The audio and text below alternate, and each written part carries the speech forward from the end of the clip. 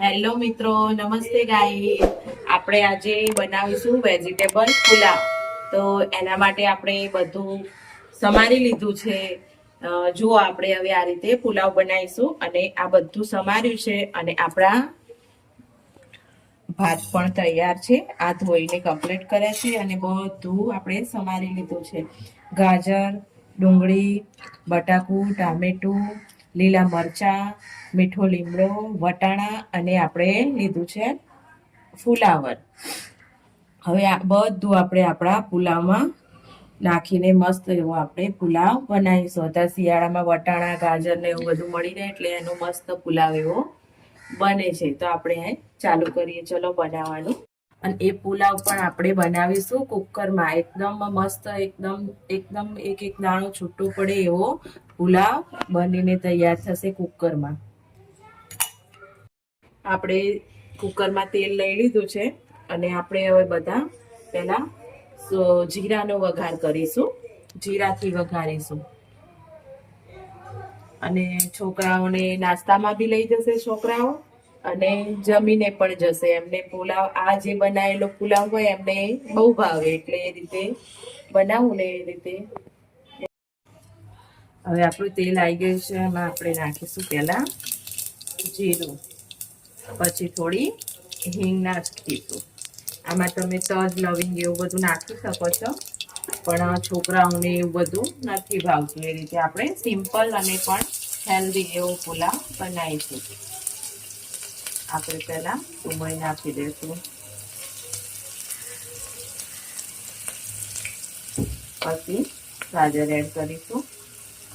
વટાણા પહેલા નાખી દઈશું તો વટાણા બધા એકદમ ફૂટવા લાગશે, એટલે વટાણા પછી થોડી વાર રહીને નાખવાના છે.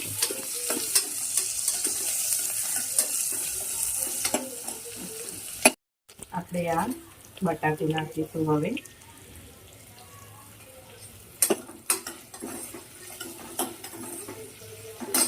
પછી ફુલાવર એ બધું નાખી દઈશું.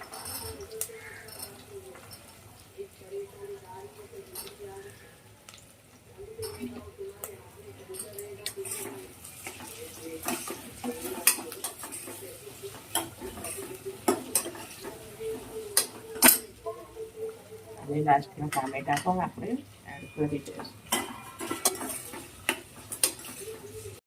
આપણે આમાં હળદર એડ કરીશું થોડી, અને થોડું લાલ મરચું પાવડર.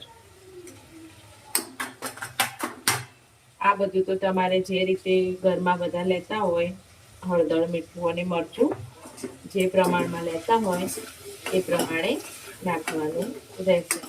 અને આપણે હવે આ પલાળેલા ભાત પણ, ચોખા પણ નાખી દઈશું.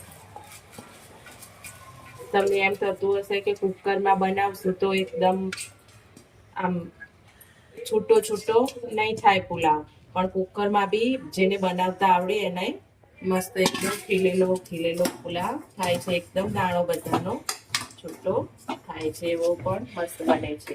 તમારે એમાં પાણીની ક્વોન્ટિટી ઓછી રાખવાની હોય છે, એટલે પુલાવ મસ્ત બને છે. આ રીતે આપણું આ તૈયાર છે.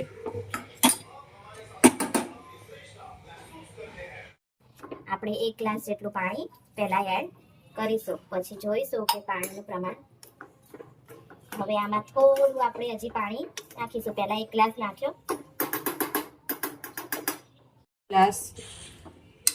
એક ગ્લાસ નાખ્યો. હવે આપણે બીજો થોડો અડધો ગ્લાસ જેટલું, અડધો ગ્લાસથી એ પણ ઓછું પાણી નાખીશું. બસ આપણે પાણીની ક્વોન્ટિટી આ ડૂબે ત્યાં સુધીની લેવાની છે.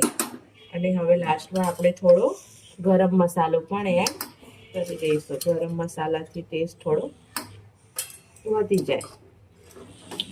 બસ પાણી આટલું જ લેવાનું છે. બસ આટલો ડૂબે ત્યાં સુધીનું જ પાણી લેવાનું. બસ હવે આપણે આને 2 થી 3 વિસલ આવે ત્યાં સુધી ફૂલ ગેસે 2 થી 3 વિસલ લાવી દેશું.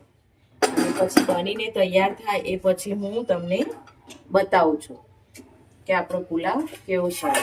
જો મિત્રો, આપણો પુલાવ મસ્ત એવો તૈયાર છે. આપણે થોડા ધાણા નાખીને એને ગાર્નિશ કરી દઈશું. અને એકદમ દાણાદાર પુલાવ તૈયાર છે.